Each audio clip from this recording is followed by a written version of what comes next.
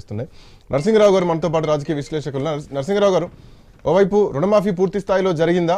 జరిగితే 17,000 కోట్లతోనే జరిగినట్ట? ఒకవేళ అదే జరిగితే గతంలో ప్రకటించిన 31,000 కోట్లు, అంతకుముందు చెప్పినటువంటి 40,000 కోట్ల రూపాయలు. సో ఇవన్నీ లింక్ ఉన్నది, ఒకదానికొకటి లింక్ అయినది.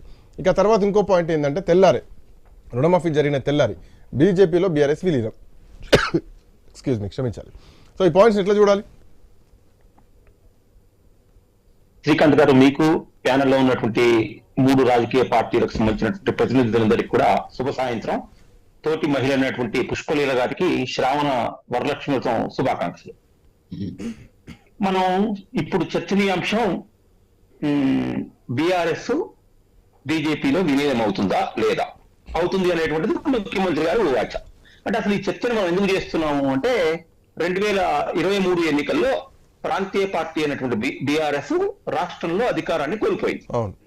తర్వాత జరిగినటువంటి 4 నెలల్లో జరిగినటువంటి లోక్సభ ఎన్నికల్లో 1 సీటు కూడా గెలవకుండా 0 సీట్ల పరిమితం అవటం వల్ల మనం ఈ చర్చను తీసుకుంటున్నాం. ఇక్కడే కాదు శ్రీకాంత్ గారు, మనం దేశంలో ఈ మధ్య కాలంలో అంటే మనం ఏం చర్చ చేస్తున్నాం అంటే, ప్రాంతీయ పార్టీ అధికారంలో ఉండి అధికారం కోల్పోగానే ఇక పలానా జాతీయ పార్టీలో విలీనం అవుతుంది అనేటువంటిది ఒక పీలర్ ని అధికారంలో ఉన్నటువంటి పార్టీలు వదులుతున్నటువంటి విషయం మనం చాలా కాలం నుంచి చూస్తున్నామే. 2019లో చంద్రబాబు నాయుడుకి 23 సీట్లు రాగానే ఇంకేముంది, అయిపోయింది. కొడాలి నానిని పంపిస్తున్నారు, తర్వాత గల్లా జయదేవన్ పంపిస్తున్నారు, తర్వాత రామ్మోహన్ నాయుడు బీజేపీలో పంపిస్తారు. ఫస్ట్ వాళ్ళిద్దరిని పంపించారు, ఎవరెవరిని, సీఎం రమేష్ ను మన సుజనా చౌదరిని ఇక క్యూ పెడతారు, పార్టీని విలీనం చేస్తారు, విలీనం చేయకపోతే ఆయన భవిష్యత్తు లేదు అని మాట్లాడారు. అది సరే, అది అయిపోయింది. మళ్ళీ 2024లో జగన్ గెలిచాడు, జగన్ ఓడిపోయాడు, చంద్రబాబు నాయుడు గెలిచాడు.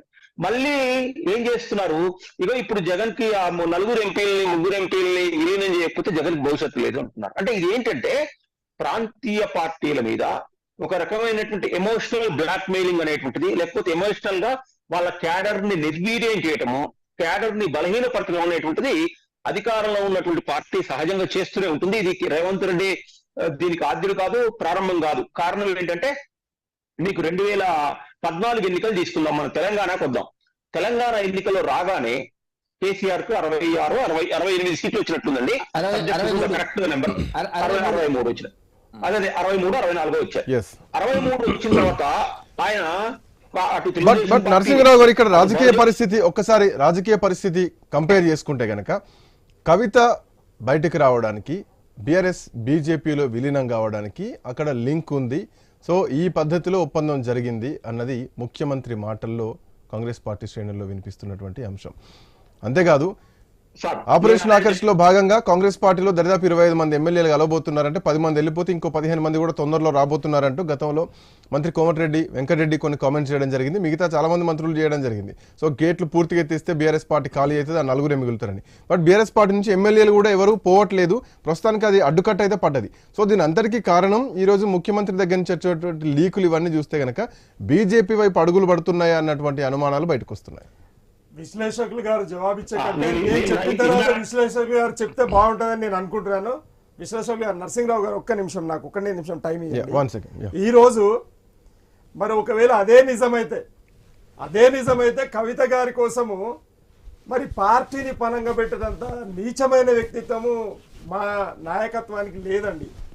మరి ఇంకా కావలసిన సంవత్సరం ఉన్నా కూడా ఆయన ఫరక్ పడే పరిస్థితి లేదు. ఈ రోజు వరకు కూడా గత కాలంలో తప్పు చేసిన వాళ్ళు నా సొంత సంతానమైనా కూడా జైలు పాలు కావాల్సి. ఈ సందర్భంలో ఇప్పుడు తప్పు చేసింది, జైల్లో ఉంది, శిక్ష అనుభవించాలి, అంతే తప్ప రాజకీయాలు వేరు, రక్తం వేరు. సో రక్తం కోసం రాజకీయాలు పెట్టేస్తారా?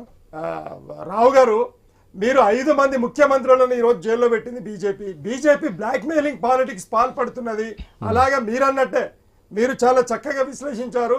ఈరోజు ప్రాంతీయ పార్టీల పైన ముప్పేట దాడికి గురి చేస్తున్నటువంటి భారతీయ జనతా పార్టీ ఈరోజు మరి కాంగ్రెస్ కు సంబంధం లేదు. కానీ ఈరోజు మోదీ గారు, చంద్రబాబు నాయుడు గారు, అలాగే రేవంత్ రెడ్డి గారి ట్రయాంగిల్లో బీఆర్ఎస్ పార్టీని